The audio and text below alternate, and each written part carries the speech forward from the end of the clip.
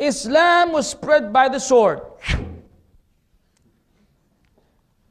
Yeah, you should come to the Dawah Center, come to the Dawah Center where I've worked and where many people work, and look for the swords that we be hanging, on the walls. As soon as a non-Muslim comes and say, ha, you came to the right place.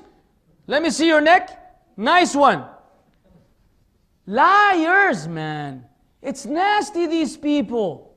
No shame. You know what sucks? What sucks is when people are liars, they know they are liars, and they continue to lie. It's shameless how bad things can get when it comes to the allegations against Islam and Muslims. Islam was spread by the sword. Well, I'll tell you what. If Islam was spread by the sword, we will have a lot of casualties by now. The Dawah Center would have to be burying new Muslims, they never made it to Islam because we would have killed them first, every day. But guess what? No one has ever welcomed a non-Muslim with a sword. You have to differentiate between jihad and fighting in Allah's cause, which we will elaborate on extensively, don't worry, and between Islam being spread by the sword. These two are not the same. Don't try to make them the same. Because the only way they trick us is by our ignorance. See, the only way they're able to actually sell this lousy product is because we ourselves don't know. And so when we don't know, we're gullible. Anything they give us, we become doubtful and we get afraid and we try to hide things and say, no, this is not true. And why? If you knew, if you had sound knowledge, all you have to do is convey it to the people. If they like it, marhaba. If they don't like it, big deal. I'm sorry, your problem is with your Creator. You can tell him on the Day of Judgment, by the way, I didn't like your religion and the rulings therein. And then he will know where to put you for your choices. It's not my business to twist around my deen for your convenience. If you like it as it is, congratulations, you're the winner. If you don't like it, then it's too bad for you. But we have to say the truth all the time. Now, in regards to the idea that Islam was spread by the sword, what does that mean, spread by the sword? It means that I come to you with some weapon, because they say, okay, not sword, now using guns. They try to play with games. Say, no problem, use whatever weapon. It means that I come to you say, look, you better become a Muslim, I'm going to kill you.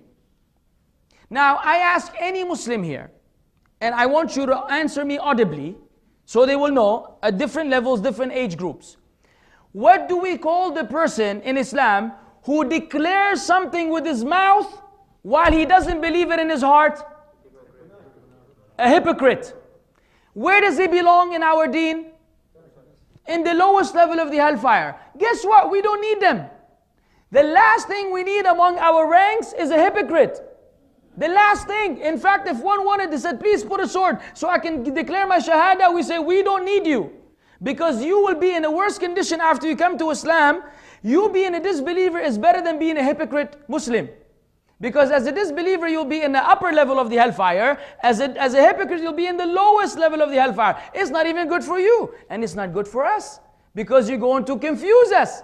Are you with us or are you against us? So this very idea is illogical. That we were forcing the people to become Muslims.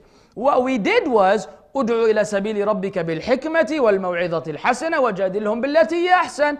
Call on to the way of your Lord with wisdom, excellent preaching and admonishment, and argue with them in a manner which is best. And that's how people entered into Islam. That's how they continue to enter into Islam. It was not done by the sword. Too bad for you. Why? Allah says, لا إكراه في الدين. This was also in the salah. There's no compulsion in the religion. قَدْ تَبَيَّنَ الرُّشْدُ مِنَ الْغَيِّ. The right path has become clear from the wrong one. Allah already made the truth and falsehood so extreme in their opposition to one another that only a super blind person, even a super blind person can see them.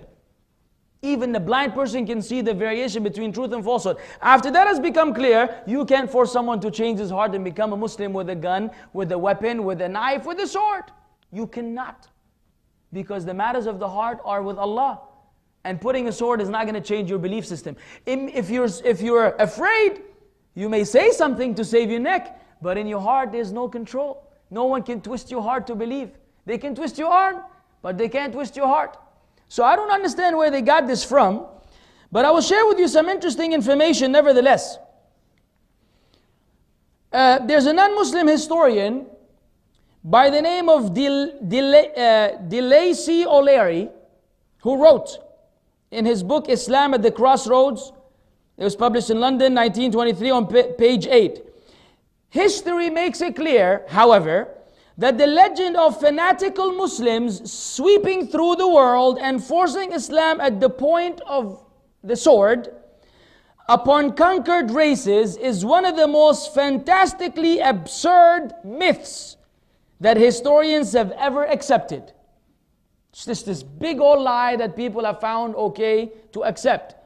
And they seem deliberately or mistakenly to turn a blind eye against the Crusaders. And now what did the Crusaders do? First, let it be known that the Muslims ruled Spain for roughly 800 years. During this time and up to when they were finally forced out, the non-Muslims there were alive and flourishing. Additionally, Christian and Jewish minorities have survived in the Muslim lands of the Middle East for centuries. If Islam was spread by the sword, as in you were given a choice every time, become a Muslim or we kill you, there will be only Muslims on earth today.